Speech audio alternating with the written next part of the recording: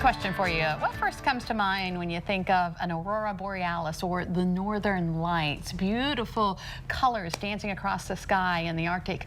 Not Delmarva, right? But Delmarva does have a connection to the lights, and our next guest is here to prove it. Keith Kohler is a specialist with the Office of Communications at NASA Wallops Flight Facility. Welcome, Keith. Thanks for joining us. Thank you. Good to be here. So, what is going on? How is Delmarva connected to the Northern Lights? Basically, what we're doing is we use the NASA sounding rockets, which we manage the program down at Wallops. And so we have about 60 of our employees are currently up in Alaska launching into the Northern Lights, and we want to understand a little bit more about the structures of auroras. And then we also earlier launched a rocket back in January that was looking at nitric oxide up in the northern areas, and that is a greenhouse gas. And so it's formed by the auroras, and so there's no way to dissipate that, and so we are trying to understand how much there really is. And you actually launched one of those rockets this morning?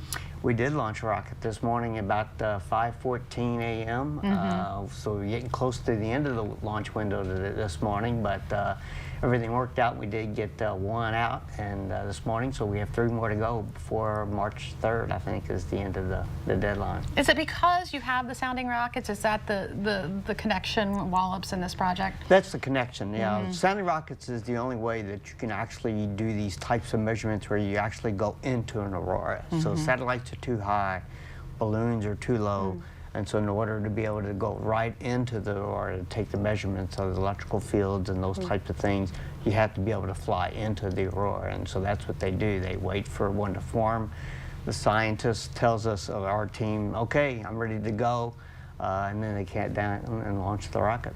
So you touched on it, but I can't imagine this is an easy process. What other challenges do you guys face? It's a very long process, actually.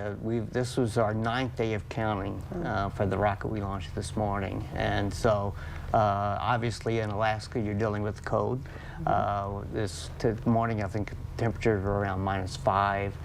Sometimes temperatures get as low as -50 when you're up there, so obviously dealing with cold.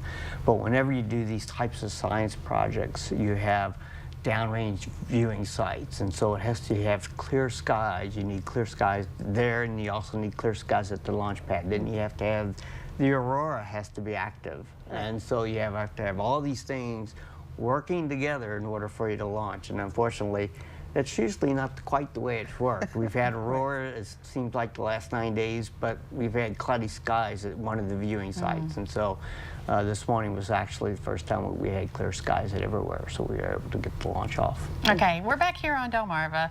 You're up there, you know, looking at the auroras and everything. Why is this important to us? I mean, why should I care? Why should you care? Why the heck are we spending our taxpayers' money on this thing? Actually, there's a couple of reasons. One, auroras have always been known to affect electrical grids here in the U.S. And so if you have a really strong solar storm, and how that impacts the magnetic field of the Earth, and that could put out electrical grid systems. So we're trying to understand a little bit more how auroras work and dealing with solar storms. But also, as far as we get more into our exploration, we start looking at the possibility of going to planets sometime in the future, that we also want to be able to understand the atmospheres of those planets that we're going to, whether it be sending spacecraft or even if we send people at some day and age. And so we want to understand that, and the way to do that is understand how it works here, and then we can apply that to other locations also. So it's really more both practical and electrical systems that we have nowadays, and satellite systems, phone systems, those types of things, and also in future explorations. Means to an end. All right. All right, Keith, thank you so much for coming in, and we hope to get some updates on what's going on up there in Alaska. They're going to be home soon, hopefully? Not until they've got another 2 more weeks at least to go. So yeah. Well, hopefully we'll have some warm weather when they get back. That's right. Thank you so much. And if you would like to learn more about Wallops Islands project with the Northern Lights, just go to our website, delmarvalife.com.